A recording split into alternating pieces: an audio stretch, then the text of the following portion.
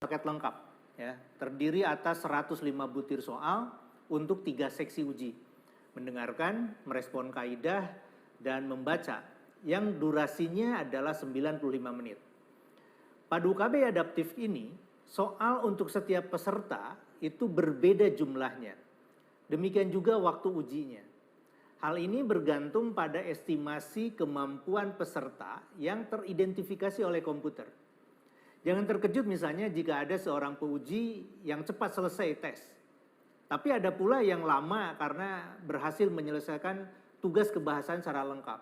Jadi bukan berarti semakin cepat dia semakin baik. Tidak, belum tentu. Ya.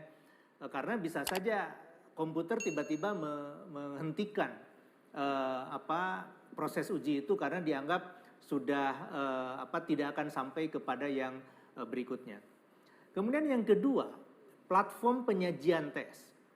Pada UKBI sebelumnya, soal disajikan dalam bentuk kertas atau melalui komputer secara luring atau di luar jaringan.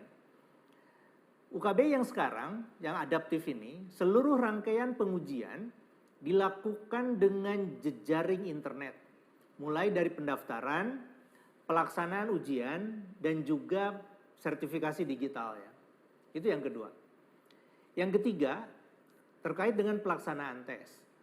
UKBI sebelumnya, antara peuji dan penguji harus bersemuka. Dia akan bertemu begitu. Nah sekarang dengan UKBI adaptif, itu masih ke bawah. Peuji dapat melakukan pengujian dimanapun, ya, dengan waktu yang dipilih sesuai dengan yang tertera dalam jadwal. Jadi silahkan begitu ya, tanpa harus bertemu antara peuji dengan pengujinya.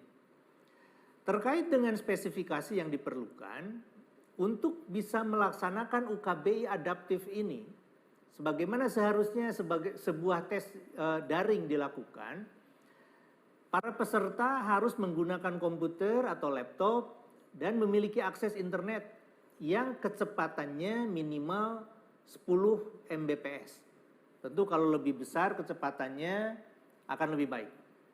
Nah, akses internet ini harus dipastikan bekerja dengan baik sebelum mereka mengikuti ujian. Kemudian hal yang khusus lainnya adalah pada komputer tersebut harus memiliki kamera. Karena peserta tidak akan bisa melanjutkan ujian ketika kamera itu tidak dalam keadaan aktif. Tentu hal ini ada tujuannya, yaitu sebagai cara kita untuk memastikan validitas dari tes ini.